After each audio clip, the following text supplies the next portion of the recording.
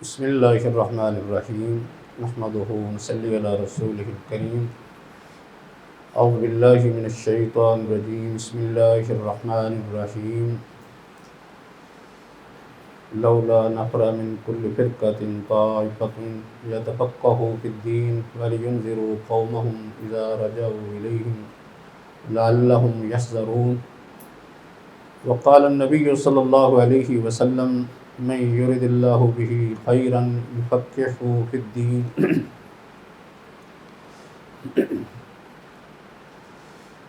ہم جس موضوع پر گفتگو کریں گے اس موضوع اور علم کا نام علم قواعد فقہیہ کلیہ ہے۔ قواعد فقہیہ کلیہ کے نام سے یہ علم معروف ہے۔ کسی بھی علم کو پڑھنے سے پہلے اس کا کچھ نہ کچھ تعارف، اس کی تاریخ، مقدمے کے طور پر یہ جاننا ضروری ہے کہ اس علم کی تعریف کیا ہے، اس کی تاریخ اور اس کا فائدہ کیا ہے۔ ہم جو کچھ بھی پڑھتے ہیں خاص کر دینی علوم کے حوالے سے، تو یہ کتاب و سنت کو سمجھنے کے لیے یہ سب کچھ پڑھا جاتا ہے۔ یہ علوم معاون علوم یا جنہیں علوم عالیہ کہا جاتا ہے، بطور آلہ اور ذریعہ یہ علوم پڑھے جاتے ہیں تاکہ ہم قرآن و سنت کو صحیح طریقے سے سمجھ سکیں اور ان سے اللہ اور اس کے رسول کا جو مقصد اور منشا ہے اس کو معلوم کر سکیں۔ تو یہ جو قواعد فقہیہ کلیہ کے نام سے علم معروف ہے، اس کے مقدمے میں ہم اس کی تاریخ پڑھیں گے کہ کسے قواعد فقہیہ کہا جاتا ہے، پھر اس کی مختصر تاریخ کا بھی ذکر ہوگا اور اس کے ساتھ ان قواعد کے فوائد بھی ہم کچھ ذکر کریں گے۔ یہ جو علم ہے اس کی ابتدا میں قواعد کا لفظ آتا ہے، قواعد فقہیہ الکلیہ یہ نام دیا جاتا ہے، یا بعض دفعہ صرف قواعد کلیہ بھی کہہ دیا جاتا ہے، اور کسی وقت صرف قواعد فقہیہ کے نام سے بھی ذکر کر دیا جاتا ہے۔ بعض دفعہ قواعد کلیہ فقہیہ یہ دونوں اس کی صفات بھی بیان کر دی جاتی ہیں۔ بہرحال اس فرق سے اس کی اصل تاریخ میں کوئی زیادہ فرق نہیں پڑتا، اس کا مفہوم تقریباً ایک ہی رہتا ہے۔ سب سے پہلا لفظ اس کا جو ہے وہ قواعد ہے۔ قواعد یہ قاعدہ کی جمع ہے، اور قاعدہ کا لغوی معنی کسی چیز کی بنیاد ہوتا ہے۔ کسی عمارت کی بنیاد ہو یا کسی اور چیز کی بنیاد، اس کو قاعدہ کہا جاتا ہے۔ یعنی عربی زبان میں لغوی طور پر اس کا معنی بنیاد کا ہے، جس پر کوئی دوسری چیز کو کھڑا کر دیا جاتا ہے یا تعمیر کر دیا جاتا ہے، جیسا کہ کسی عمارت کی بنیاد کو بھی قاعدہ کہا جاتا ہے۔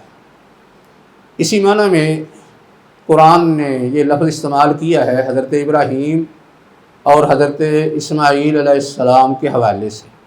اذ یرفع ابراہیم القواعد من البیت و اسماعیل، بیت اللہ کی بنیادیں اٹھا رہے تھے حضرت ابراہیم علیہ السلام اور ان کے بیٹے حضرت اسماعیل علیہ السلام۔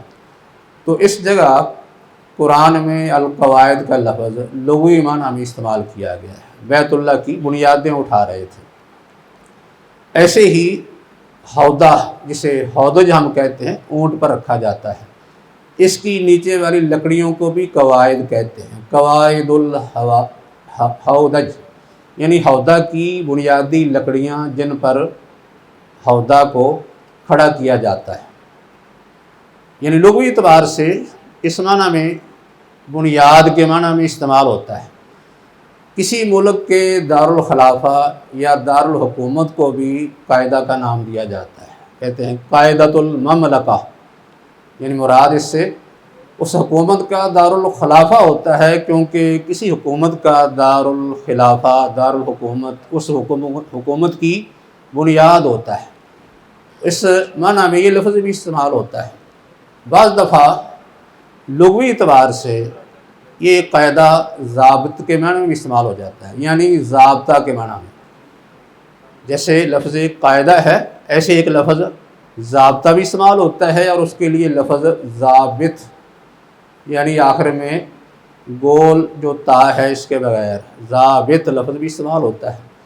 لغوی اعتبار سے ضابط کے معنی میں بھی یہ لفظ استعمال کیا جاتا ہے، جیسا کہ ایک ضابطہ ہے یہ کل اذون ولود وکل سموخ بیوض، کل اذون ولود وکل سموخ بیوض، یہ قاعدہ، یعنی اس قاعدے کا مطلب کیا ہے کہ ہر وہ مخلوق جس کے کان بہر ہوتے ہیں ان کی نسل کیسے چلتی ہے کہ وہ بچے جنم دیتے ہیں۔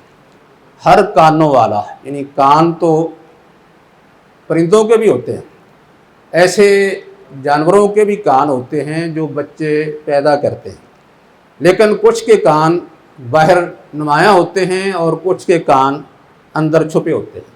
کل اذون سے مراد کہ ہر وہ جاندار جس کے کان باہر نکلے ہوئے ہوں وہ بچے دیتا ہے، وہ ولودن بچے دیتا ہے۔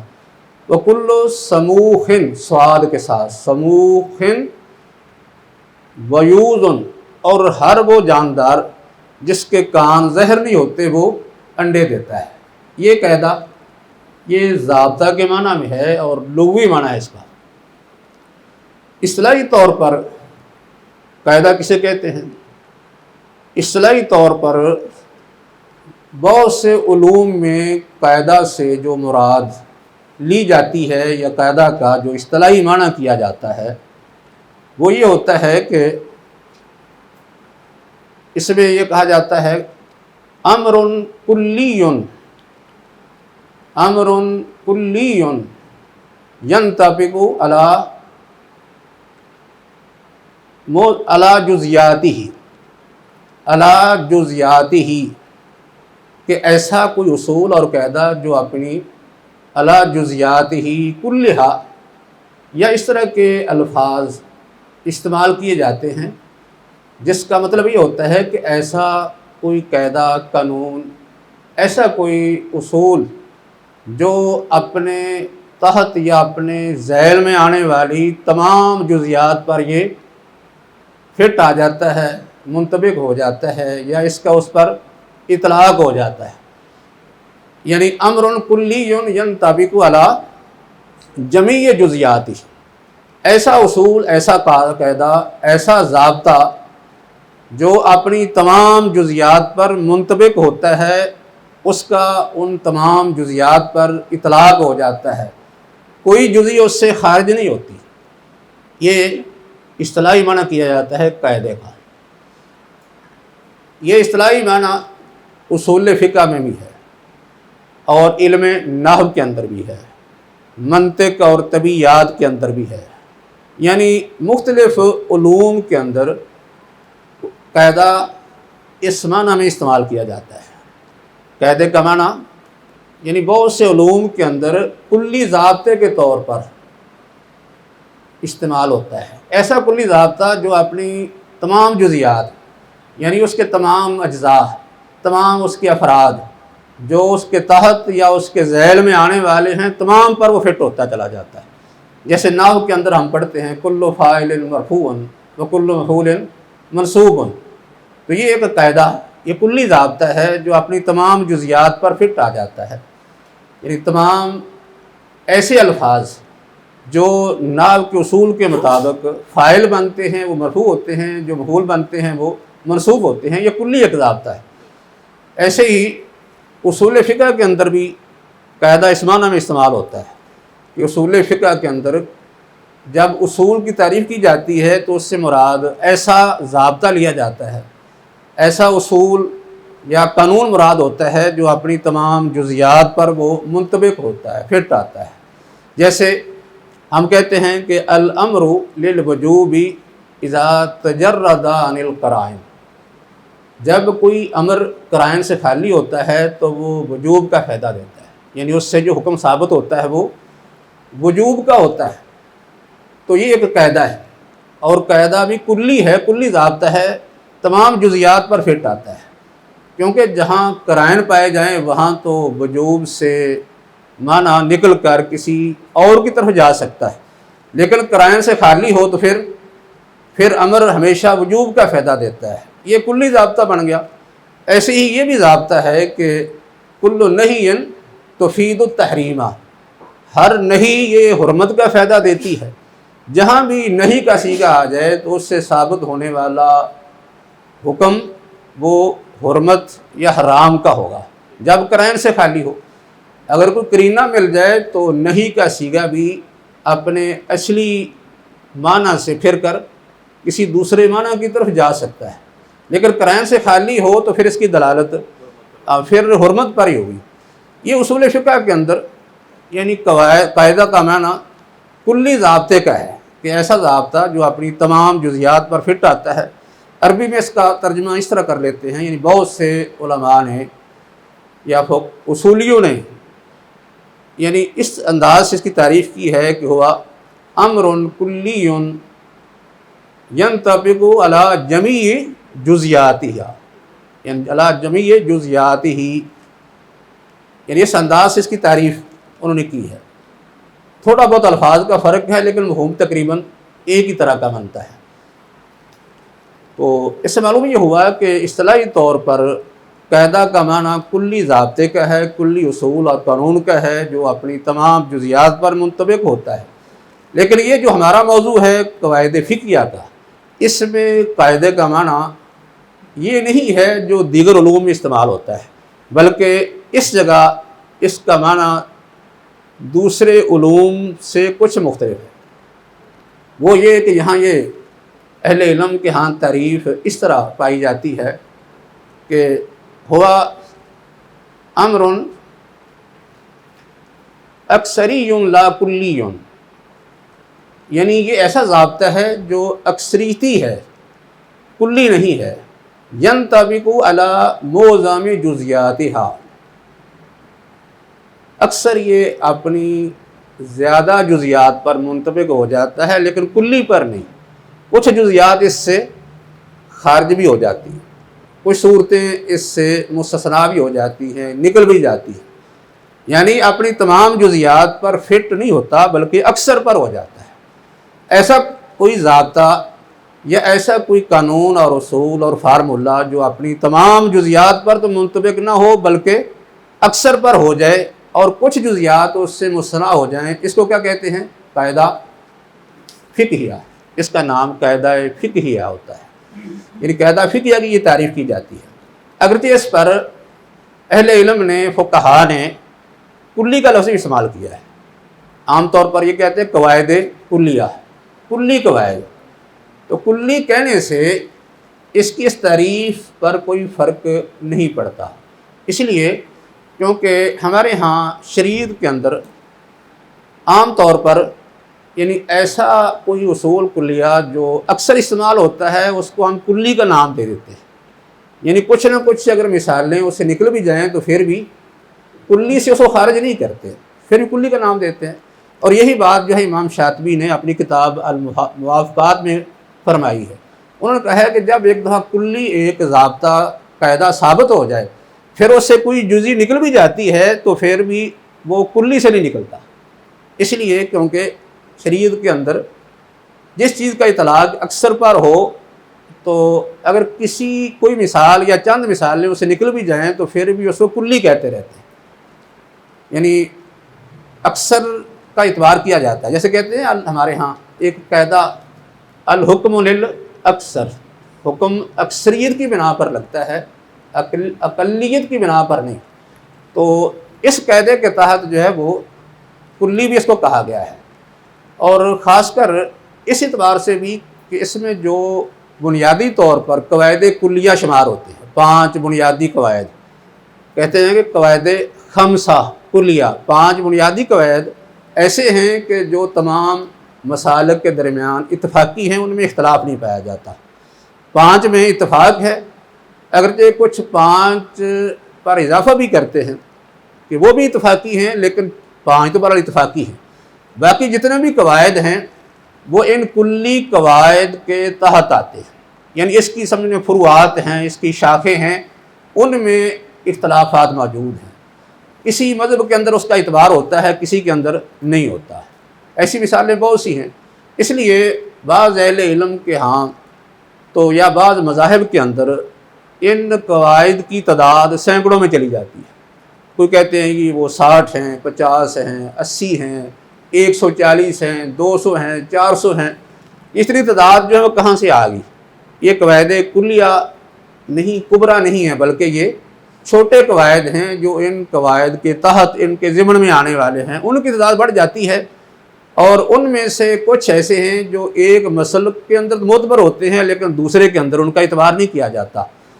वो ख़ास एक मसलक के कवायद होते हैं।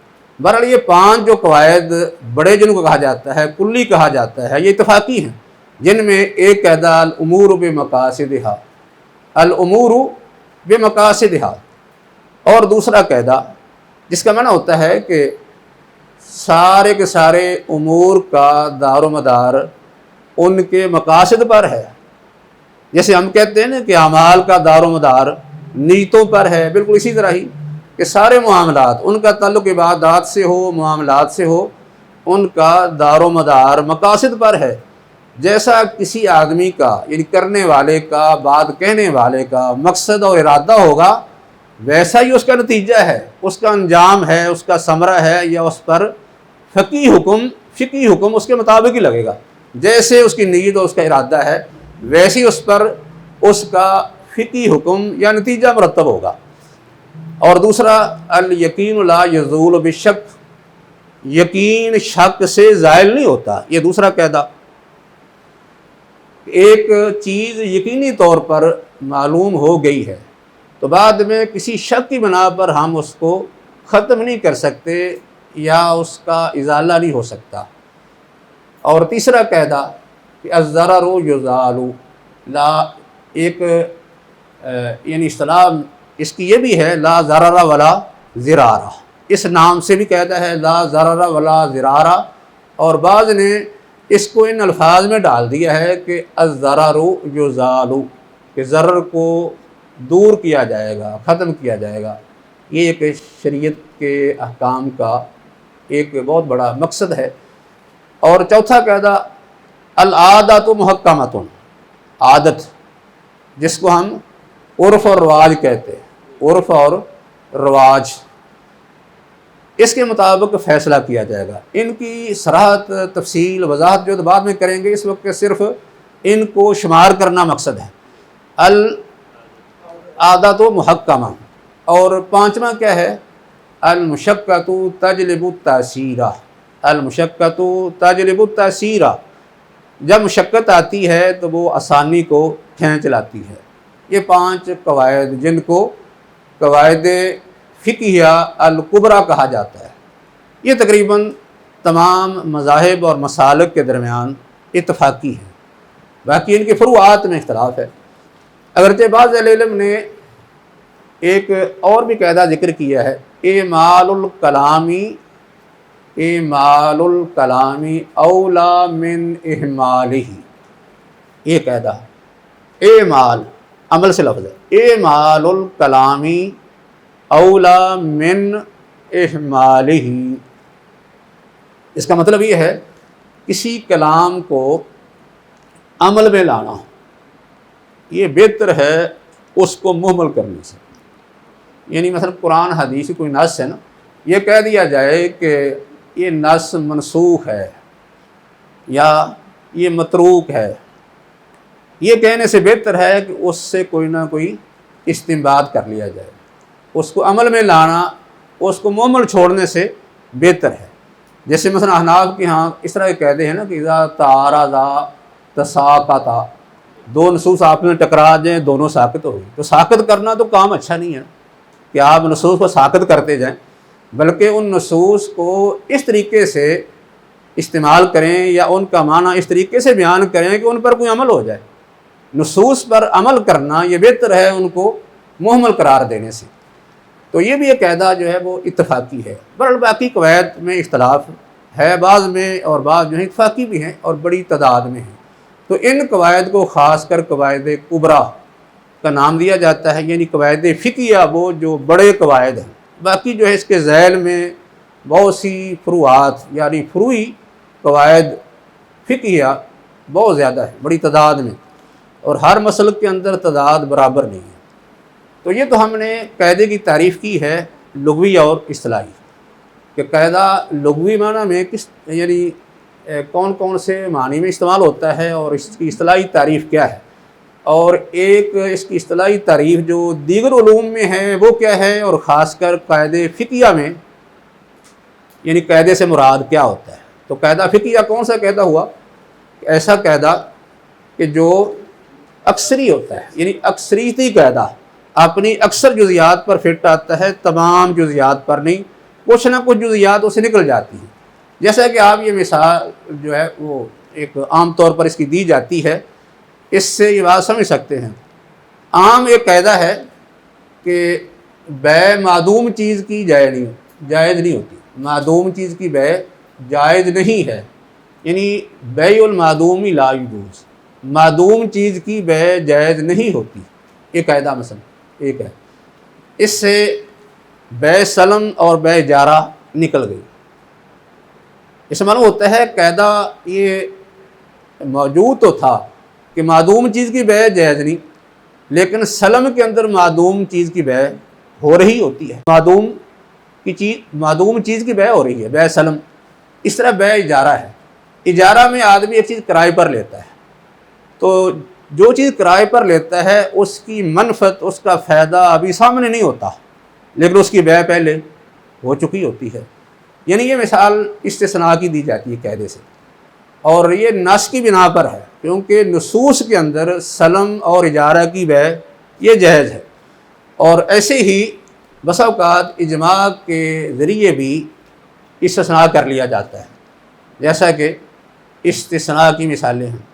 इस्तिस्ना आम तौर पर हमारे यहाँ ये काम चलता है कि हम किसी को किसी चीज़ का बनाने का यानी तैयार करने का आर्डर दे देते हैं। हमारे यहाँ पुराना जो रवाज था उसमें लोग देहाती कहते थे कि हम ये चीज़ साई पर बना रहे हैं, साई पर चीज़ बना रहे हैं। उस वक्त चीज़ का वजूद नहीं होता, बल्कि सिर्फ एक बात हो जाती है कि ये जी चीज़ इतने की होगी तो तूने तैयार कर देनी है। इस तरह के लोग मोची के पास जूते तैयार कर, साई पर जूता तैयार करना, और इसी तरह और भी चीज़ें, साई पर फर्नीचर तैयार होता है और कई चीज़ें तैयार होती हैं। तो ये इसे क्या कहते हैं इस्तिलाह में? इस्तिस्ना, यानी जिसमें कोई शख्स आर्डर पर चीज़ें तैयार करवाता है।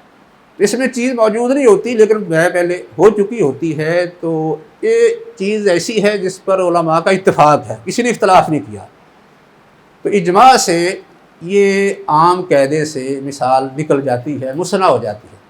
ऐसे ही कुछ मिसालें हैं ज़रूरत की बिना पर मुस्तना कर ली गई, जैसा कि हौज़ हैं, कुएँ हैं जो जंगलों और सहाराओं में होते हैं। उनके बारे में कोई आदमी कह नहीं सकता कि उसमें नजासत कितनी है कितनी नहीं, लेकिन फिर भी उनको पाक कहा जाता है। तो उनकी पाकी का हुक्म जो है ये ज़रूरत की बिना पर है, यानी एक ज़रूरत बन गई, मजबूरी बन गई, जिसको कहते हैं ना, एक मजबूरी बन गई। अगर हम उस पानी को नापाक कहते हैं तो फिर इस्तेमाल नहीं कर सकेंगे, ना तो पीने के लिए, ना जानवरों को पिलाने के लिए, ना ही फिर वज़ू के लिए उनका इस्तेमाल हो सकेगा। तो इस तरह ये कुछ मिसालें इस्तिस्नाई हैं। इसका मतलब ये है कि ये जो फ़िक़ही कवायद हैं ये ऐसे हैं कि अक्सर जुज़ियात पर फिट आ जाते हैं, लेकिन कुछ जुज़ियात इससे निकल जाती हैं। वो जुज़ी जो है वो किसी अंदाज़ के ज़रिए से निकल जाए, इजमा के ज़रिए से निकल जाए, या किसी ज़रूरत की बुनियाद पर निकल जाए, या किसी और कायदे कुलिये के तहत वो निकल जाए, लेकिन इस तरह हो जाता है। इस तरह तो ये कायदे जो हैं वो यानी अक्सरीती हैं, अगलबी हैं, कुल्ली नहीं। तो कायदा फ़िक़हिया की ये इस्तिलाही ये तारीफ़ है। تو اب اس کے بعد جو ہے اس میں کچھ مزید وضاحت کے لیے یہ بھی بات ضروری ہے کہ یہ جو ہم پڑھ رہے ہیں قواعد فقہیہ یہ بھی ہم عام طور پر اصول فقہ کے اندر ہی پڑھ لیتے ہیں. اس طرح اصول فقہ کی باتیں بھی ہوتی ہیں. اصول فقہ میں شروع میں تو زیادہ باتیں نہیں تھی، لیکن بعد میں کچھ اہل علم نے قواعد فقہیہ کو بھی شامل کر لیا. بعد میں ایسا ایسا ہر فن ہی مستقل ہو گیا. اب جو ہے قواعد فقہیہ پر الگ کتابیں آ گئیں، اصول فقہ پر الگ ہیں، فقہ کی الگ ہیں، جبکہ یہ تینوں چیزیں جو ہیں آپس میں بڑی مربوط ہیں. ان تینوں کا جو ہے ایک ربط بیان کرنا یہ بھی ضروری ہے کہ تینوں چیزیں اصل کیا ہیں، کیا ان کے موضوعات ہیں، اور ان کا آپس میں ایک ربط کیا بنتا ہے.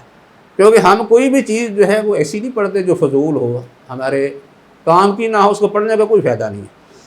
اس لیے فقہ جو ہوتی ہے نا، ہمارے ہاں بعض فقہ کو بھی جو ہے وہ ایسے ہی بیکار سمجھ لیا جاتا ہے. حالانکہ فقہ جو ہے وہ تو اللہ تعالیٰ کی خیر ہے، بھلائی ہے، ایک بڑی نعمت ہے. اللہ جس کو دے گویا کہ اس کو بہت خیر و بھلائی مل گئی. میں یرید اللہ بہ خیرن یفقہہ فی الدین. لیکن ہمارے ہاں کیونکہ عام طور پر ذہن میں وہ فقہ خاص حنفی کے مسائل ہوتے ہیں، اس وجہ سے ہم پوری فقہ کا ہی انکار کرتے ہیں اور اس کو بے وقت کر دیتے ہیں. حالانکہ فقہ سے مراد ہماری کتاب و سنت کی فقاہت ہوتی ہے. کتاب و سنت کے احکام کو سمجھنا یہ ہماری مراد ہوتی ہے. کتاب و سنت کا اگر کسی کو فہم مل جاتا ہے تو اس کو تو اللہ کا شکر ادا کرنا چاہیے، نہ کہ سمجھنا چاہیے کہ میرے اوپر ویسے یہ بوجھ بیکار پڑ گیا ہے. تو اس لیے فقہ جو ہوتی ہے اس کا موضوع کیا ہے؟ علم فقہ جو ہے اس کا موضوع کیا ہے؟ علم فقہ کا موضوع ہوتا ہے یعنی جو ہمارے عملی مسائل ہیں، عملی مسائل کے جو یعنی عملی مسائل مکلف بندوں کے عملی مسائل جو ہوتے ہیں ان کے احکام پر بحث ہوتی ہے. یعنی ان کا شرعی حکم کیا ہے. ہمارے جو اعمال ہیں نا، مکلف بندوں کے اعمال ہیں، ان کے احکام پر بحث ہوتی ہے فقہ کے اندر. وہ اس طریقے سے ہوتی ہے کہ ہم انسان ہونے کے ناطے جو کچھ کرتے ہیں یا زبان سے جو کچھ بولتے ہیں ان کا شرعی حکم کیا ہے. یہی بات ہوتی رہتی ہے کہ ہم جو بھی عمل کرتے ہیں، ہمارے اعمال جو ہیں وہ کچھ زبان سے ادا ہوتے ہیں اور کچھ ہمارے اعضاء سے، باقی اعضاء سے ہوتے ہیں. زبان سے ہوں تو ہم ان کو اقوال کہہ لیتے ہیں، باقی اعضاء سے ہوں تو ان کو اعمال کہہ لیتے ہیں. ویسے تو جو منہ سے نکلنے والی چیز ہے وہ بھی انسان کی زبان کا ایک عمل ہے. یہ سارے اعمال ہیں. ہم زبان سے کوئی چیز نکالتے ہیں، کوئی لفظ نکالتے ہیں، کوئی کلمہ، کوئی جملہ بولتے ہیں یا کوئی عمل کرتے ہیں، تو ان پر کوئی نہ کوئی شرعی حکم تو لگنا ہے. فقہ کے اندر یہی بات ہوتی رہتی ہے کہ ہم انسانوں کے مکلف بندوں کے جو اعمال ہیں ان کا حکم کو تلاش کریں کہ اس قول پر، اس فعل پر کیا حکم لگتا ہے. کیا یہ واجب ہے، حرام ہے، مستحب ہے، مباح ہے یا یہ مکروہ ہے. یہی بات ہوتی رہتی ہے. تو اس میں اصل موضوع کیا بنا رہتا ہے؟ موضوع یہی بندوں کے اعمال، کہ ان پر حکم ہم نے کیا لگانا ہے. یہ تو ایک فقہ کا موضوع ہوتا ہے کہ فقہ کے اندر ہم نے جو مکلف بندہ یعنی شریعت کا پابند بندہ جو عاقل اور بالغ ہوتا ہے اس سے سرزد ہونے والے اس کے اقوال و افعال پر ہم احکام ہی تلاش کرتے رہتے ہیں. اور یہ جو علم اصول فقہ ہے اس سے بات کیا ہوتی ہے؟ علم اصول فقہ کے اندر یہی جو احکام ہم تلاش کرتے ہیں نا، جو بندوں کے اعمال کے متعلق ہوتے ہیں، ان احکام کو مستنبط کرنے کے طریقے تلاش کرتے ہیں. اصول فقہ کے اندر ان احکام کو معلوم کرنے کے طریقے، قاعدے، ضابطے، یہ موضوع کس کا ہوتا ہے؟ اصول فقہ کا.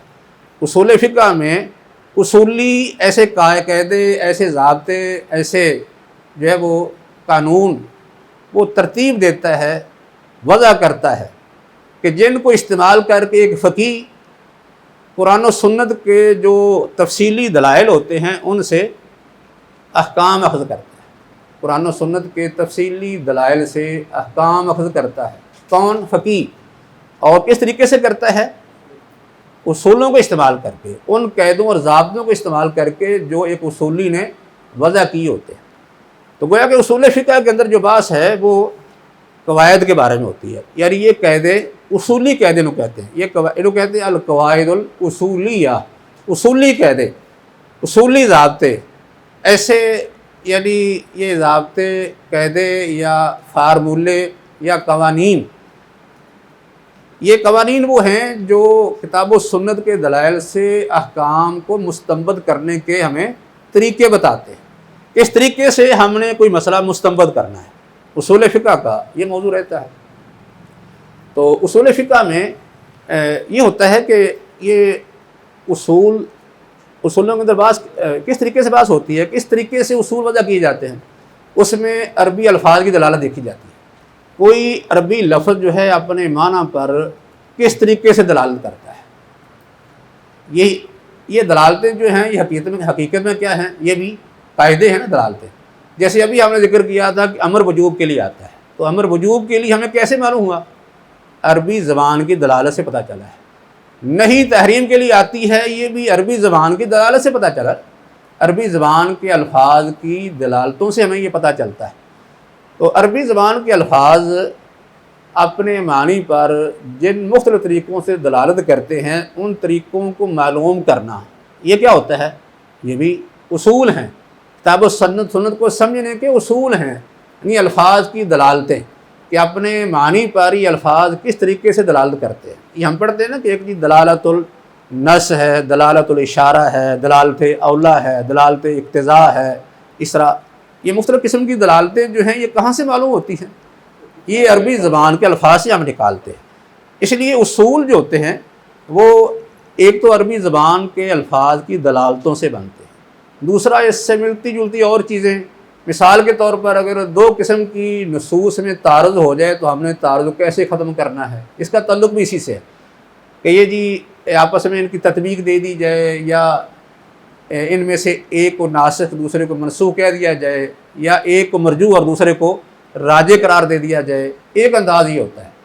اور ایک انداز جو ہے اصول فقہ میں یہ اختیار کیا جاتا ہے کہ نصوص کی علتیں معلوم کی جاتی ہیں۔ نصوص کے اندر علتیں کیا ہیں؟ کسی بھی نص کے اندر شارع نے حکم دیا ہے کوئی، تو اس حکم کی علت کیا ہے، علتیں معلوم کرنا، اس کا تعلق بھی اصول فقہ سے ہے، کیونکہ تعلیل جو ہوتی ہے وہ بھی الفاظ سے تلاش کی جاتی ہے، الفاظ سے ہی، اس کے سیاق و سباق سے کوئی علت تلاش کی جاتی ہے کہ شارع نے یہ حکم دیا ہے تو اس حکم کے اندر علت کیا ہے، تو پھر انہی علتوں کو کیا کیا جاتا ہے، آگے متعدی کر دیا جاتا ہے۔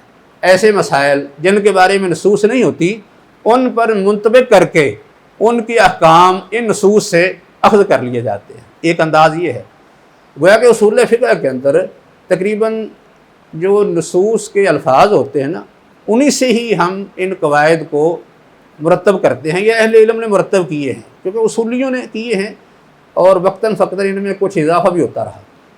تو اگرچہ آج کل کچھ لوگوں نے اصول آپ پر بھی بنا لیے ہیں من گھڑت، جو پہلے اصولوں سے ٹکراتے ہیں۔ تو بہرحال پہلے علماء کی یہ کوشش ہوتی تھی کہ یہ اصول کہاں سے لیے جائیں، کتاب و سنت کی نصوص سے لیے جائیں۔ تو یہ تین قسم کا انداز ہے، اسلوب ہے اصول فقہ وضع کرنے کے لیے۔ تو اس کے بعد جو ہے بات آتی ہے قواعد کی، قواعد فقہیہ کی۔ قواعد فقہیہ میں کیا ہوتا ہے، یعنی اس علم کا تعلق جو ہے وہ کس طرح اسلامی فقہ سے بنتا ہے۔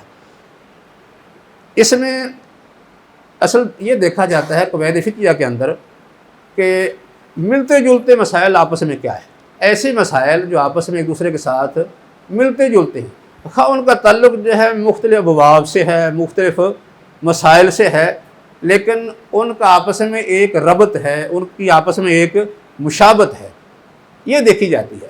قواعد فقہیہ کے اندر یہ دیکھا جاتا ہے کہ ایسا یعنی مجموعہ تلاش کیا جاتا ہے مسائل کا، فروعی جزیات کا، خواہ وہ مسائل جو ہیں مختلف موضوعات کے ہوں، اور ان میں دیکھا کیا جاتا ہے کہ ان کے درمیان کوئی مشابت، کوئی ان کے درمیان کوئی ربط، یا ان کے درمیان کوئی ایسا تعلق جو ان تمام مسائل کو ایک قاعدے میں جمع کر دے، یہ دیکھا جاتا ہے۔ تو یہ کیسے پتہ چلے گا کہ یہ مختلف قسم کے جو مسائل ہیں یہ ایک قاعدے میں جمع ہو جائیں گے؟ ان کو جمع کرنے کے لیے یا تو کوئی قیاس دیکھا جائے گا، قیاس کے ذریعے سے کہ ایک قیاس ان سب کو جو ہے وہ اکٹھا کر دے گا، ایک قاعدے کے اندر مرتب اور منظم کر دے گا۔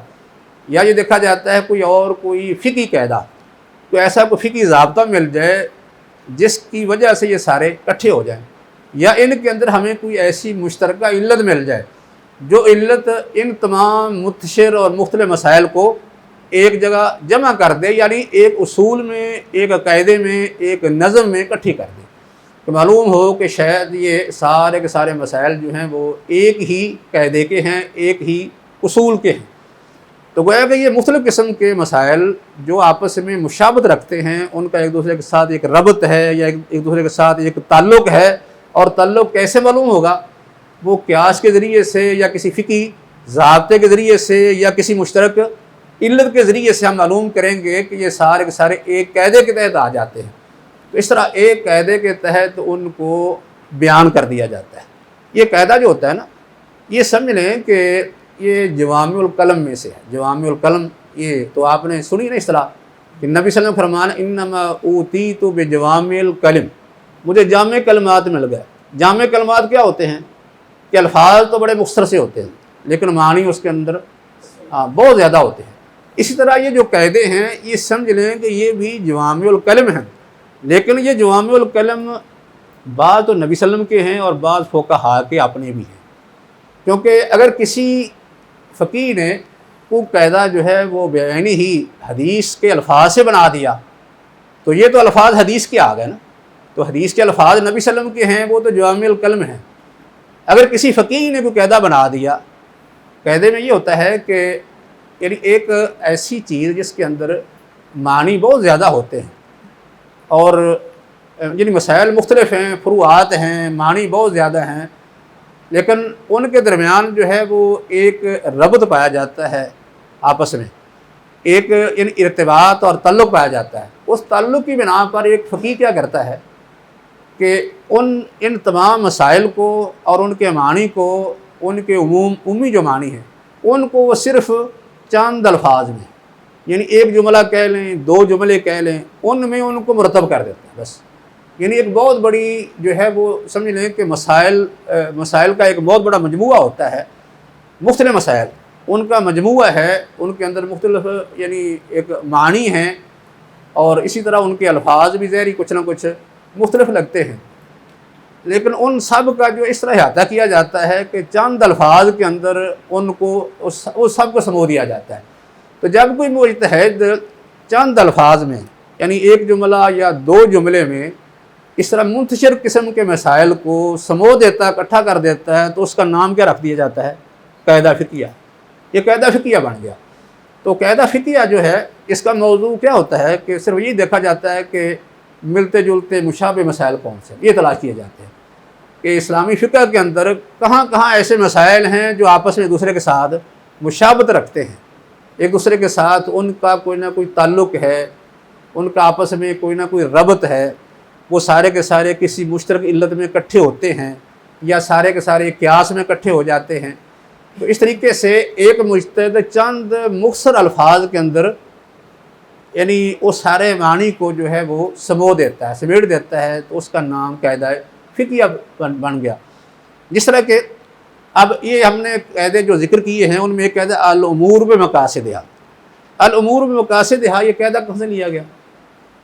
ایک تو حضرت عمر رضی اللہ تعالیٰ عنہ کی بخاری کی یہ پہلی حدیث ہے، انما الاعمال بالنیات، یہ حدیث بھی اور اس طرح کی اور حدیثیں جو اخلاص پر دلالت کرتی ہیں، اخلاص نیت پر جو دلالت کرتی ہیں، یہ ساری کی ساری حدیثیں جو ہیں ان کو مختلف انداز سے، کیونکہ انما الاعمال بالنیات کی حدیثیں معنی کے لحاظ سے متواتر ہیں، الفاظ کے اعتبار سے متواتر نہیں ہیں کیونکہ ان کے الفاظ مختلف ہیں، لیکن اگر آپ جو ہے وہ اخلاص کی حدیثوں کو اکٹھا کریں نا تو ان سب کا جو ہے وہ مطلب معنی جو ہے وہ ایک ہی بن جائے گا۔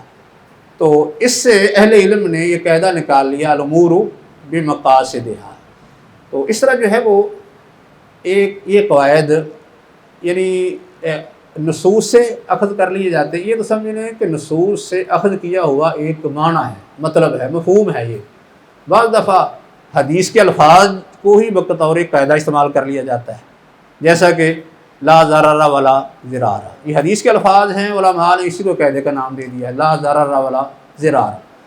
تو بہرحال اصل تو یہی بات ہے کہ یہ جو قواعد ہیں ان کا استنباط کتاب و سنت سے کیا جائے، الفاظ بعینی ہی اگر نصوص کے الفاظ سے کر لیا جائے تو یہ زیادہ بہتر ہے، اگر نہ ہو تو ان کا مفہوم بھی اپنے الفاظ میں ادا ہو سکتا ہے، لیکن الفاظ جو ہیں وہ جوامع الکلم ہونے چاہیے، ایسے انداز سے ان کو ترتیب دیا جائے کہ الفاظ تو تھوڑے سے ہوں لیکن ان کے اندر معنی، مفہوم، مسائل بہت سے اکٹھے ہو جائے۔ تو یہ قواعد فقہیہ کا موضوع اور یہ یعنی ایک عنوان ہوتا ہے، اور ان سے مراد یعنی ایک تو ہے ان سے مراد اور موضوع، تقریباً مراد اور موضوع ایک ہی طرح کا ہے کہ قواعد فقہیہ سے مراد ملتے جلتے متشابہ مسائل ہیں جن کا آپس میں کسی نہ کسی طریقے سے ربط ہو جاتا ہے یا ایک دوسرے کے ساتھ مشابہت رکھتے ہیں، اور اسی متشابہ مسائل کی تلاش ہی یہ موضوع بنا رہتا ہے۔ اب اصول فقہ کا مطلب بھی شرعی احکام کا استنباط ہے، اور قواعد فقہیہ کا مقصد بھی شرعی احکام کا استنباط ہے۔ تو یہ ان دونوں کا آپس میں ایک ربط کیسے بنتا ہے؟ ایک ربط جو ہے امام القرافی نے ذکر کیا ہے۔ امام القرافی مالکی فقہا میں سے ہیں، ان کی ایک کتاب ہے قواعد پر جس کا نام ہے الفروق فروق کے نام سے ان کی کتاب بڑی مشہور ہے، الفروق۔ تو امام قرافی نے یہ کہا ہے اصول دو قسم کے ہیں، ایک اصول وہ ہیں جن کا تعلق جن کو ہم اصول فقہ کہتے ہیں، یعنی اصول کی ایک قسم وہ ہے جن کو ہم اصول فقہ کہتے ہیں۔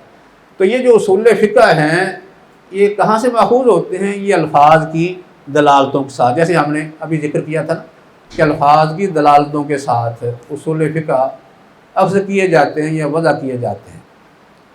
تو یعنی ایک تو اصول یہ ہے، اور دوسرے اصول جو انہوں نے بیان کیے وہ کہتے ہیں دوسرے اصولوں کا نام کیا ہے؟ قواعد فقہیہ۔ قواعد فقہیہ میں الفاظ کی دلالتیں نہیں دیکھی جاتی، الفاظ پر غور نہیں کیا جاتا، بلکہ کہتے ہیں کہ یہ جو قواعد فقہیہ ہیں یہ بڑے زیادہ ہیں، عظیم القدر ہیں، ان کی بڑی شان اور مرتبہ ہے اور تعداد میں بھی کافی ہیں، اور ان قواعد فقہیہ سے مراد کیا ہے کہ یہ الفاظ کی دلالتوں سے ماخوذ نہیں ہوتے، بلکہ یہ شریعت کے احکام کے مقاصد، ان کے اسرار و رموز اور ان کی حکمتوں پر مشتمل ہوتے ہیں۔ سمجھ آ گئی کہ قواعد جو ہوتے ہیں قواعد فقہیہ یہ بھی اصول ہیں، لیکن یہ اصول الفاظ کی دلالتوں پر مشتمل نہیں ہوتے یا دلالتوں سے ماخوذ نہیں ہوتے، بلکہ شرعی احکام کی حکمتوں، مسلطوں اور ان کے اسرار و رموز سے ہی اخذ کیے جاتے ہیں۔ گویا کہ ان کا تعلق شریعت کے مقاصد سے، دوسرے الفاظ میں کہ شریعت کے مقاصد تعلق بن گیا کہ شریعت کے احکام میں کیا اسرار و رموز ہیں، کیا حکمتیں ہیں، ان کے کیا مقاصد ہیں۔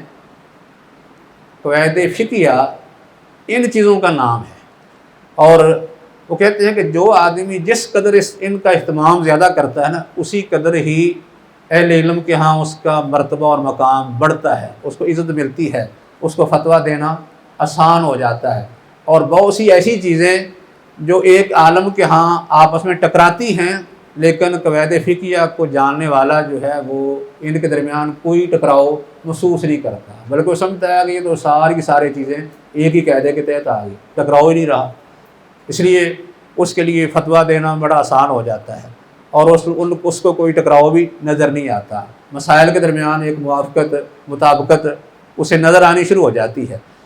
تو اس طرح انہوں نے اس کی عظمت کا بیان کیا ہے، اس کی اہمیت کا بیان یہ امام قرافی نے کیا ہے۔ گویا کہ یعنی اس کا نتیجہ یہ نکلا کہ ایک اصولی آدمی وہ کیا کرتا ہے، اس نے تو اصول وضع کر دیے، کتاب و سنت سے ہی کچھ اصول وضع کر دیے، کچھ منصوص ہیں، کچھ اجتہادی ہیں، ان اصولوں کو، ان قواعد کو استعمال کر کے ایک فقیہ نے مسائل کا استنباط کر دیا۔ یعنی مسائل کا جو استنباط ہے وہ مختلف موضوعات پر ہوتا ہے نا، کسی کا تعلق طہارت سے ہے، کسی کا نماز سے ہے، کسی کا زکوٰۃ سے ہے، کسی کا بیوع سے ہے، کسی کا کسی اور مسئلے سے ہے۔ یہ سارے کے سارے جو فقہی مسائل ہیں، یہ ایک فقیہ نے مستنبط کیے اصولوں کے ذریعے سے۔ تو جب یہ سارے کے سارے جو ہیں مسائل مختلف قسم کے بکھرے ہوئے ایک فقیہ کے سامنے آئے، اس نے کیا کیا، ان سارے مختلف بکھرے ہوئے مسائل کو ایک قاعدے کے تحت مرتب کر دیا۔ اس کا نام کیا رکھ دیا؟ قاعدہ فقہ۔ یعنی وہی مسائل جو ایک فقیہ نے اصولوں کو مد نظر رکھتے ہوئے کتاب و سنت کے تفصیلی دلائل سے مختلف قسم کے مسائل میں، احکام میں، یعنی کوشش کر کے ایک یعنی مجموعہ اس نے تیار کر لیا۔ تو جب یہ سامنے آ گیا تو ایک فقیہ اٹھتا ہے تو وہ ان مختلف بکھرے ہوئے مسائل کو، فقہی مسائل کو ایک قاعدے کے تحت منظم کر دیتا ہے۔ تو یہ کیا بن گیا؟ قاعدہ فقہیہ بن گیا۔ یعنی اس طرح آپس میں ان کا تعلق ایک بن جاتا ہے۔ تو بہرحال یہ یعنی ایک ربط میں نے بیان کیا ہے کہ فقہ، اصول فقہ اور قواعد فقہیہ کا آپس میں ایک ربط کیا ہے۔ اب جو ہے یہ قاعدے جو ہم پڑھ لیتے ہیں، اس کے بعد فائدہ کیا ہوتا ہے، کیوں یہ پڑھے جاتے ہیں؟ جیسے شروع میں نے ذکر کیا تھا، کوئی بھی علم، کوئی فن بغیر فائدے کے پڑھنا یہ وقت کا ضیاع ہے۔ تو ہم کیوں پڑھتے ہیں؟ کیونکہ یہ علوم، وہ آپ اس کو نحو کہیں، صرف کہیں، بلاغت کہیں، یا اس کو کوئی اور نام دیں، حتیٰ کہ اصول فقہ، یہ علوم وہ ہیں جن کو علوم میں عالیہ کہتے ہیں۔ اعلیٰ سے لفظ عالیہ، یعنی ان علوم کو، ان فنون کو ہم کتاب و سنت کے فہم کے لیے استعمال کرتے ہیں، یہ عالیہ ہے۔ اصل کتاب و سنت یہ علوم عالیہ ہیں، عین کے ساتھ یہ علوم عالیہ ہیں، اور یہ جو علوم ہم پڑھ رہے ہیں یہ علوم عالیہ ہیں، یعنی الف کے ساتھ اعلیٰ سے لفظ، ان کو ہم استعمال کر کے کتاب و سنت سے مسائل کا استنباط کرتے ہیں۔ تو اس طریقے سے یہ جو علوم ہمارے ہاں، اس میں اصول بھی ہیں اور اس طرح قواعد فقہیہ بھی ہیں، یہ سمجھ لیں کہ بطور اعلیٰ ہم کتاب و سنت کے فہم کے لیے استعمال کرتے ہیں، اور اس میں ہمیں بڑی آسانی ہو جاتی ہے، کیونکہ یہ اصول صحابہ کرام کے سامنے تو تھے، وہ بھی ان کو استعمال کرتے رہے۔ ایسی مثالیں موجود ہیں، صحابہ کرام نے، بعد کے علماء نے استعمال کیا ہے، لیکن عربی زبان کے اندر ان کو مہارت تھی، اس لیے انہیں باقاعدہ لکھے اصولوں کی ضرورت نہیں تھی۔ لیکن بعد میں جیسے جیسے علمی انحطاط ہوا، لوگ جو ہے عربی زبان کے اندر کمزور ہوتے گئے، خاص کر اجمی لوگ جو ہیں مسلمان ہوئے تو اچھی طرح عربی زبان کے اسالیب کو نہیں سمجھتے تھے، قرآن حدیث کو سمجھنے میں، پڑھنے میں بڑی اغلاط ہوتی تھی، اس لیے پھر اہل علم نے ضرورت محسوس کی کہ کچھ ایسے قواعد مرتب کر دیے جائیں، جیسے یہ اصول فقہ کے قاعدے ہیں، اسی طرح قواعد فقہیہ بھی ہیں۔ تو ان کا آغاز امام شافعی نے کیا تھا۔ امام شافعی نے اصول فقہ کا آغاز کیا ہے تو اپنی کتاب رسالہ لکھی ہے، اور قواعد فقہیہ انہوں نے اپنی کتاب الام میں بیان کی ہے۔ اس طرح جو ہے یہ تھوڑی سی تاریخ ہم بعد میں ذکر کریں گے۔ اس وقت یہ جو قواعد فقہیہ ہیں ان کے فوائد ذکر کرتے ہیں۔ ویسے تو قواعد فقہیہ کو آپ اس طریقے سے پیش نہیں کر سکتے کہ آپ کہیں کہ یہ کتاب و سنت کی طرح ایک مصدر ہے، ماخذ ہے، اس کی بنیاد پر ہم باقاعدہ فتویٰ دیتے جائیں، اس طرح نہیں ہے، کیونکہ کتاب و سنت سے فتویٰ دینے میں تو کسی کا کوئی اختلاف نہیں، وہ تو بنیادی مصادر ہے، لیکن باقی جو مصادر ہیں وہ کتاب و سنت سے ماخوذ ہیں، مستنبط ہیں، اس لیے ان کو آپ حتمی دلیل نہیں کہہ سکتے، خاص کر کتاب و سنت کے مقابلے میں نہیں لا سکتے۔ جب کتاب و سنت سے کوئی فیصلہ ہو جائے گا اس وقت یہ اصول جو ہیں یہ پیچھے ہو جائیں گے۔ لیکن ہمیں اگر کتاب و سنت کے الفاظ سے یا ان کی نصوص سے کسی مسئلے کا حل نہیں ملتا تو پھر ہم ان قواعد کو استعمال کر کے کتاب و سنت سے ہی استنباط کر سکتے ہیں، کیونکہ یہ قاعدے کلیے وہی معتبر ہیں جن کی بنیاد اصل کتاب و سنت ہے، خواہ وہ نصوص سے صراحتاً ثابت ہوتے ہیں یا استنباطاً ثابت ہوتے ہیں۔ تو بہرحال قواعد فقہیہ یہ سمجھ لیں کہ ہمارے علماء جو نبی صلی اللہ علیہ وسلم کے وقت سے لے کر بعد کے زمانوں میں نسل در نسل چلتے آئے ہیں، ان کے مطالعہ کا یہ نچوڑ ہے۔ یہ جو قواعد فقہیہ ہیں ان کے مطالعہ کا یہ نچوڑ ہے۔ اس سے ہمیں پتہ چلتا ہے کہ ان علماء نے مسائل کے استنباط کے لیے کیا طرز استدلال یا طرز استنباط اختیار کیا۔ اس سے ہمیں پتہ چلتا ہے جب ہم اپنے سے پہلے فقہاء علماء کے طرز استدلال کو سمجھ جائیں گے کہ ان کا یہ انداز تھا، ان کا یہ انداز تھا، تو اس طریقے سے ہمیں خود مسائل کا استنباط کرنا آسان ہو جائے گا۔ مطلب یہ ہے کہ یہ پہلے علماء کے مطالعہ اور ان کے علم اور ان کی فقاہت کا یہ کیا ہے، یہ سب جو نچوڑ ہیں یہ قاعدے فقہیہ۔ اور دوسرا فائدہ اس سے یہ بھی ہوتا ہے، تو اس لیے ان کے استدلال کو جاننے کے لیے ان قواعد کو سمجھنا پڑے گا۔ دوسرا فائدہ یہ بھی ہے کہ جب ہم یہ قواعد پڑھتے ہیں تو ہمیں یعنی شریعت یا فقہ اسلامی کے اندر جو احکام کو بتانے کا انداز ہے، انداز فکر ہے، وہ معلوم ہو جاتا ہے کہ شریعت نے جو احکام بتائے ہیں، جو ہمارے ہاں فقہ اسلامی کے اندر احکام یعنی فقہی احکام کا جو انداز فکر ہے وہ کیا ہے۔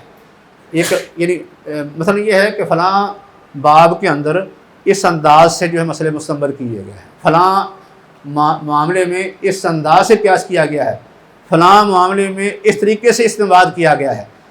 تو اس طرح ہمیں کیا معلوم ہوتا ہے کہ ہمیں مسائل مستنبط کرنے کا انداز معلوم ہوتا ہے کہ شریعت کے اندر جو احکام بیان ہوئے ہیں اور علماء نے ان کا استنباط کیا ہے، لوگوں کے لیے ان کی وضاحت کی ہے، بیان کیا ہے، تو اس میں شریعت کا مسائل کو بیان کرنے کا انداز کیا ہے، فقہی احکام جو ہیں ان کے اندر انداز فکر کیا ہے، کس کس طریقے سے کس کس مسئلے میں کس کس طرح جو ہے مسائل کا استنباط کیا گیا ہے۔ اور اس میں یہ بھی فائدہ ہوتا ہے کہ ایک شخص جو ان قواعد کو پڑھتا ہے، وہ طالب علم ہو یا کوئی عالم ہو یا کوئی قانون دان ہو، قانون دان سے مراد وہی ہے جو شرعی قوانین میں دلچسپی رکھتا ہے، اسے شرعی احکام کا کافی حد تک ادراک ہو جاتا ہے، یعنی فقہ اسلامی سے اس کا ایک تعلق بن جاتا ہے، اور اس طرح جو فقہ اسلامی ہے اس کو سمجھنے اور اس کا ادراک کرنے میں یہ قواعد اس کے لیے معاون اور مددگار ثابت ہوتے ہیں۔ اور اسی طرح یہ جو مختلف قسم کے مسائل، منتشر قسم کے، یعنی یہ سارے مسائل مختلف قسم کے ہوتے ہیں نا، فروعی مسائل، جزوی مسائل بے شمار ہیں مختلف ابواب کے اندر، یعنی مختلف مسائل کے اندر، مختلف موضوعات کے اندر۔ ان بکھرے ہوئے مسائل کو یا فروعات کو یا جزیات کو آپ ایک قاعدے کے تحت باقاعدہ منظم اور مرتب کر سکتے ہیں، ایک قاعدے کلیے کے تحت لا سکتے ہیں۔ اس کا فائدہ یہ ہوگا کیونکہ قاعدہ کلیہ بنتا ہے بہت سی نصوص کے نچوڑ کے بعد آپ، جیسے میں نے ابھی یہ مثال دی ہے الامور والمقاصد، یہ قاعدہ کہاں سے لیا گیا، یعنی بہت سی حدیثوں کا سمجھنا نچوڑ ہے۔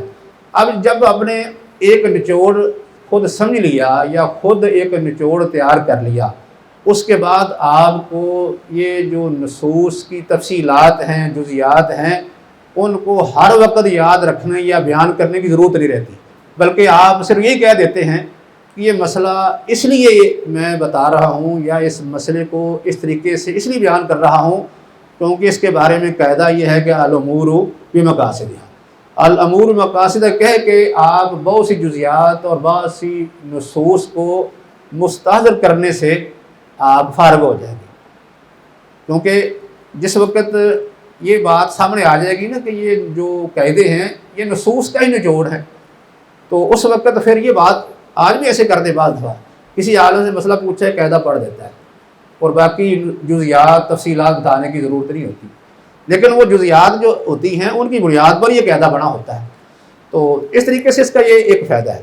باقی جو ہے وہ ایک شخص خود اپنے لیے بھی ان قواعد کو استعمال کر سکتا ہے، بلکہ روزمرہ زندگی میں جو مسائل پیش آتے ہیں ان کے حل کے لیے اس کے ذہن میں تصور بن جاتا ہے کہ ہماری شریعت جو ہے وہ آسانی چاہتی ہے، آسانی کا اصول ہے، لوگوں سے ہمدردی چاہتی ہے، اس میں حرج تنگی کو ختم کیا جاتا ہے، یعنی دفع المسلط ہے اور دفع المضرت پائی جاتی ہے۔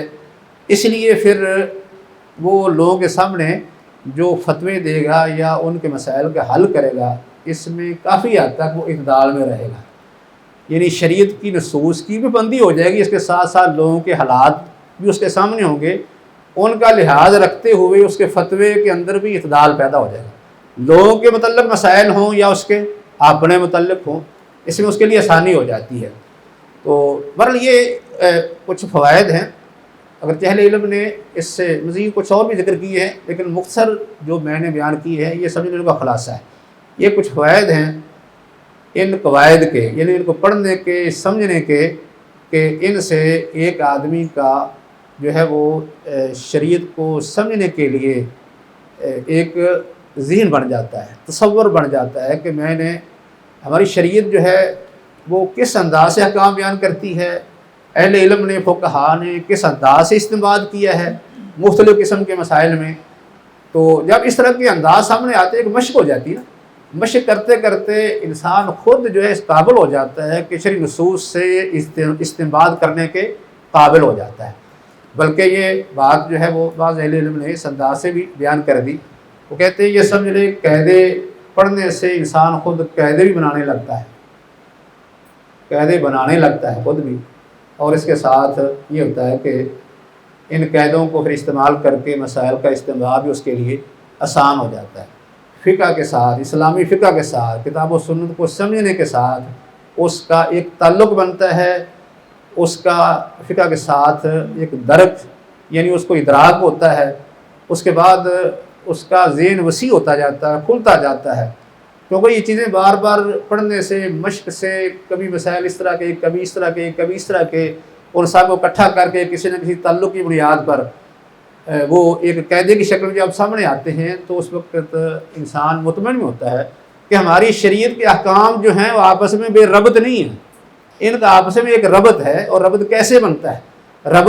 ربط تلاش کرنے سے بنے گا، محنت کرنے سے بنے گا، اور اہل علم کے جو یہ کام، جو خدمات ہیں ان پر غور و فکر کرنے سے، پڑھنے سے، ان کے مطالعے سے یہ سب کچھ حاصل ہوگا۔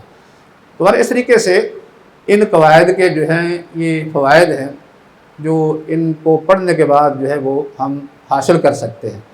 اس لیے ان قواعد کو یعنی غور و فکر سے پڑھنے کی ضرورت ہے، کیونکہ یہ چیزیں ایسی ہیں کہ آدمی اگر توجہ نہ کرے یہ چیزیں سمجھ نہیں آتی۔ ان کا تعلق سمجھنے سے ہے، سمجھیں گے تو پھر ہی آپ کو فقہا کا انداز سمجھ آئے گا کہ انہوں نے کیونکہ ان کا تعلق کس سے ہے؟ شریعت کے مقاصد، اسرار و رموز سے ہے۔ تو جس قدر آدمی ان میں گہرائی میں جائے گا اسی قدر ہی اس کا فہم کھلے گا، لیکن گہرائی میں جانے کے لیے دماغ تو خرچ کرنا پڑے گا۔ کوئی بھی چیز اگر آدمی نے اچھے طریقے سے سمجھنی ہے یا اس کی گہرائی تک یا اس کی تہہ تک جانا ہے تو محنت تو اسے کرنی پڑے گی۔ تو اس لیے یہ قواعد فقہیہ جو ہیں وہ یعنی ان کو سمجھنا یہ فائدے سے خالی نہیں ہے۔ تو بہرحال اس میں ہم نے جو کچھ بیان کیا ہے اس کا خلاصہ قاعدہ کی لغوی اصطلاحی تعریف، قاعدہ اصولیہ اور قاعدہ فقہیہ میں فرق، ایسے ہی قاعدہ فقہیہ اور دیگر علوم میں جو قاعدے کی تعریف پائی جاتی ہے اس کا فرق، اور اس طرح یعنی فقہ، اصول فقہ اور قواعد فقہیہ کا آپس میں ایک ربط، یہ چیزیں ہم نے بیان کی ہیں۔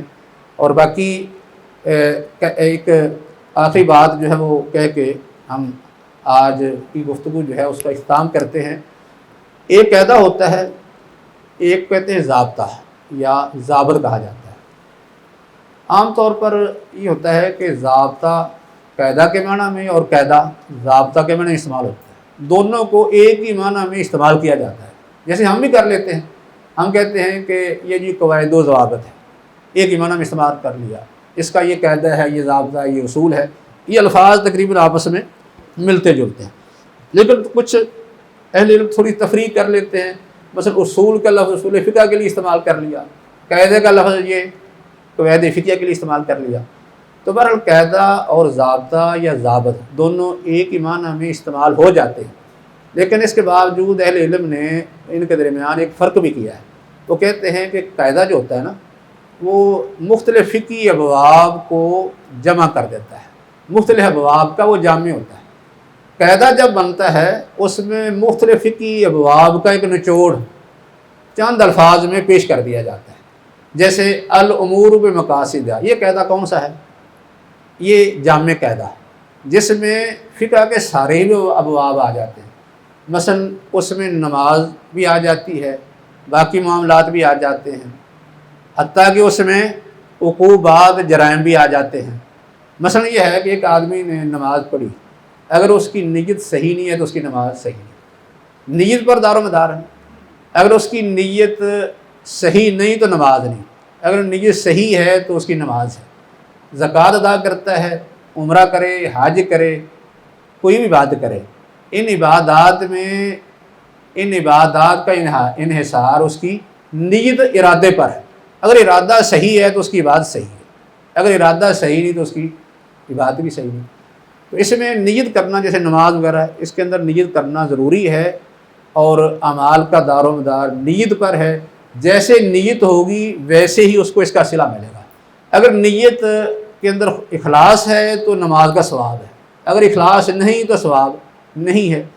اسی طرح اگر کوئی شخص مثال کے طور پر ایک مباح کام کرتا ہے، آپ ورزش کر رہے ہیں، کھانا کھا رہے ہیں، آپ کی نیت یہ ہے کہ میں نے کھانا اس لیے کھانا ہے تاکہ اس کھانے سے قوت حاصل کر کے زیادہ علم حاصل کر سکوں، عبادت کر سکوں تو ثواب مل جائے گا.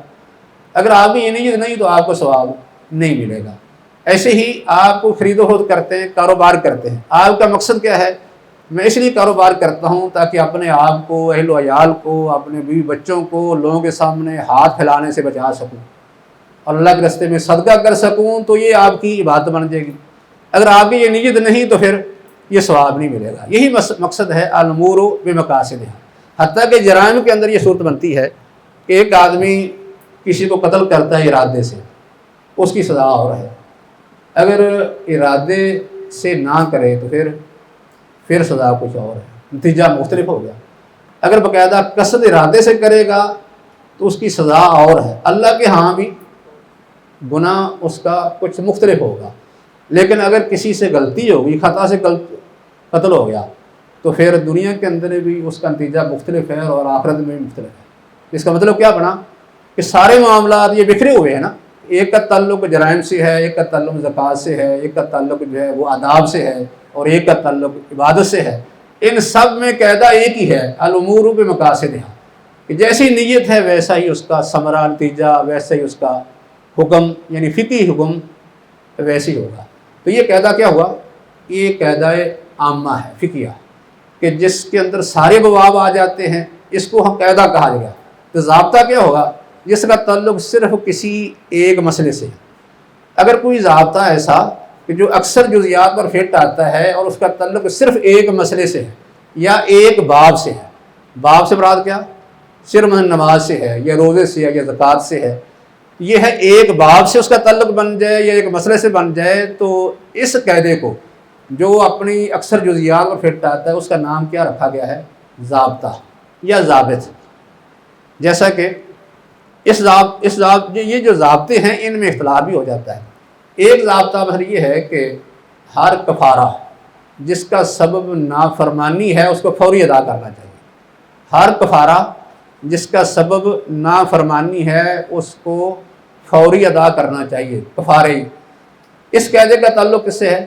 صرف کفاروں سے تعلق. یہ مخصوص مسائل ہوگا نا، صرف وہ مسائل جن میں کفارہ لازم آتا ہے.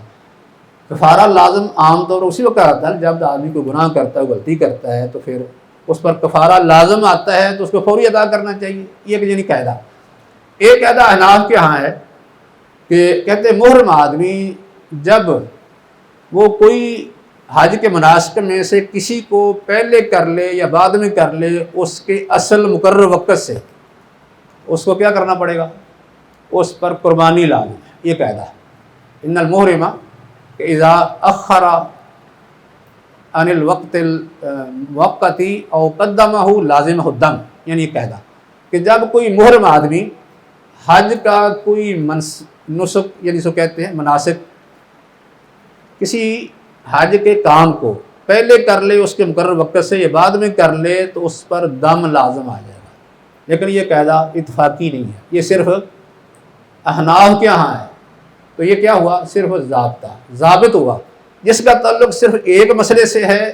اور ویسے بھی یہ ضابطہ جو ہوتا ہے اس میں اختلاف بھی ہو سکتا ہے، اور کوئی مانتا ہے کوئی نہیں مانتا، کسی معین مسلک کا بھی ہو سکتا ہے. لیکن قاعدے جو ہوتے ہیں عمومی طور پر اتفاقی ہوتے ہیں اور عمومی ہوتے ہیں، جن کے اندر مختلف قسم کے جو مسائل ہیں ان کا نچوڑ ہوتا ہے. ان سب کو اکٹھا کر کے ایک ہی قاعدے میں منظم اور مرتب کر دیا جاتا ہے، ایک تحت ایک قاعدے اور کلیے کے تحت ان کو لایا جاتا ہے. جیسے ابھی میں نے ایک مثال ذکر کیا الامور مقاصدہ، اس میں مختلف بکھرے ہوئے مسائل جو تھے ان کی مثالیں دے کے سب کو ایک ہی قاعدے کے تحت اکٹھا کر دیا گیا کہ الامور بمقاصدہا، یعنی تمام معاملات کا دار و مدار اصل مقاصد پر ہے. جیسا مقصد ارادہ ویسے ہی اس کا انجام نتیجہ. تو اسی پر آج کی ہم یہ گفتگو ختم کرتے ہیں. باقی اس کے بعد انشاءاللہ قواعد کے متعلق باقی جو ابحاث ہیں وہ جاری رہیں گی. وما علینا الا البلاغ. زندگی شعور سے، الحکمہ انٹرنیشنل.